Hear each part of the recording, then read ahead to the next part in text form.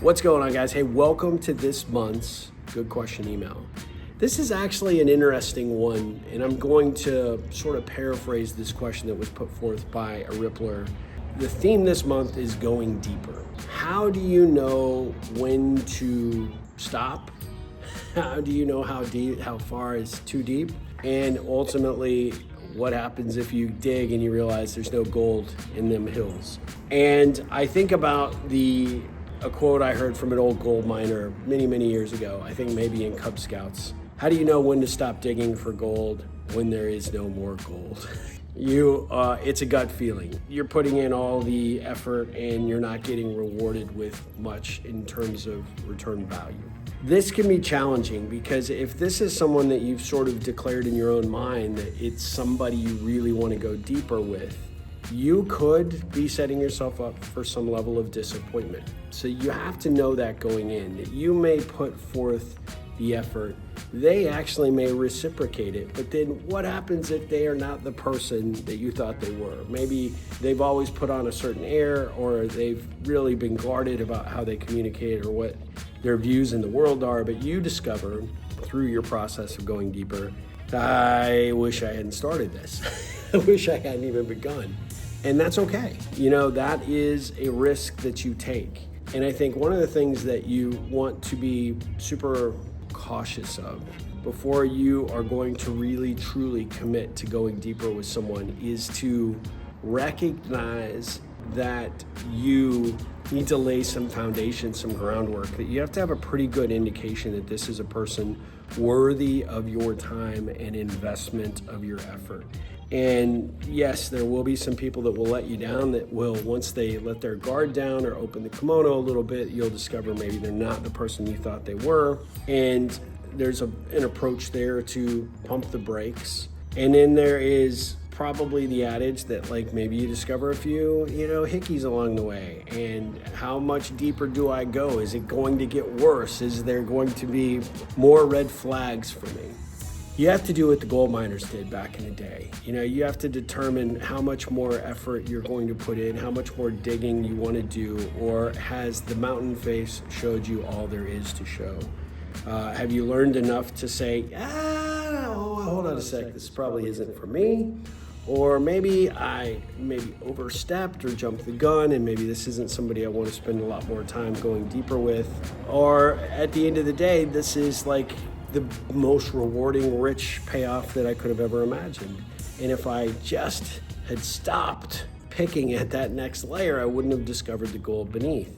There is no guarantees in life. There are going to be people without question that will let you down. There are going to be people who you thought were one way, and when you dig deeper, you'll discover they are another way. You then have the choice to make a determination as to how much more effort you want to put into building that relationship, how much time and energy you want to dedicate to it. And really, even if they aren't necessarily your cup of tea, is there the possibility, the diversity in their opinion, their attitudes, their experience, their approach to life, that there are some lessons that could be learned there? I can't begin to tell you how many people I have met that I knew on the surface, maybe because of their professional experience or their lived experience, that they were someone I really wanted to get to know, that I felt really confident that I would want to build a deeper, more authentic relationship. One particular person in mind was a really successful entrepreneur, and the more I dug, the more I realized how flawed and just unethical they were. But I knew that, and I still decided to go deeper.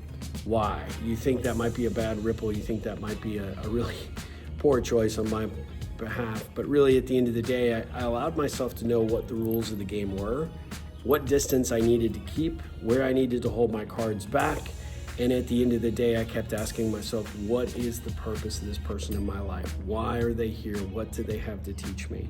And actually, lo and behold, by continuing to, use my pitchfork and pickaxe and keep digging below the layers. Pitchfork would be painful. I guess a pickaxe would be too, or pickaxe would be too. Anyway, I kept picking, and then I finally broke through the layer of why they acted certain ways in certain circumstances and had done certain deals the way that they had done. And there were three things that I discovered. They were very insecure. They really, really suffered from imposter syndrome. and they did not ever feel like they were good enough. And these were things that I actually could relate to on a lot of levels. And so even though I can't make up for some of the poor acts in the past, I could see the goodness in that person. Had I stopped and quit investigating and quit being curious, I would have lost the opportunity to meet somebody really, really special and actually buoy them by me coming into their life that they don't have to put on those airs. They are really worth it. They are smart, and they are a completely different person today. So I rolled the dice, and that paid off. You could roll the dice and not pay off. You could have someone that is really just not your cup of tea, but you don't have to just like, oh, time out. I thought I knew you, but you suck and I want you out of my life. Don't have to do that. That's weird. But what you can do is create some boundaries, and you can understand how to set the rules of engagement so that you can minimize being harmed or hurt or associated with someone maybe that isn't as great as you thought that they might be, but it doesn't mean that there's not something to learn from them. If nothing else, you'll now have a bad example of how to live your life or conduct yourself in business. If you continue to invest in them, maybe you are the reason that they needed to make those changes, kind of like the experience I just shared. You never know. But there's also a value, right? You can declare your commitment to going deeper, but the vast majority of people, unless they see you show up, unless they see you putting in the effort, they're not probably holding you accountable, which means that you get a get out of jail free card if it turns out you go deeper with someone and they aren't your cup of tea. So I wanted to share that with you. Sorry, this is a bit of a longer one because there were a little intricacies to this question. What happens if you dig a little too deep and you discover something you don't know, and how much deeper do you want to continue to dig? It all comes down to gut feeling. It all comes down to what feels right by you. And when you place it through the filter of, is there something to be learned here? Is there something more that can stretch me? Is there something here that I might be able to contribute and add value to, maybe improve that person's life in some capacity?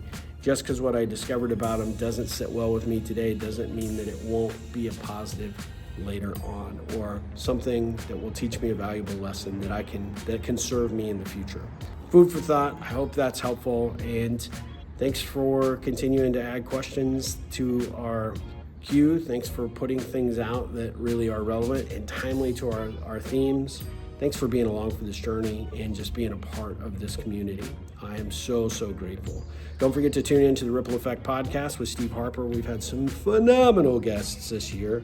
I encourage you to check out our Substack, see some of our paid options that we have available there on Patreon, and of course our Connect and Grow Ripple coaching program. Have a great rest of your month. I'm sure we will talk again about this theme, probably ad nauseum at some point, but there you go. Hope you're well, and as always, ripple on.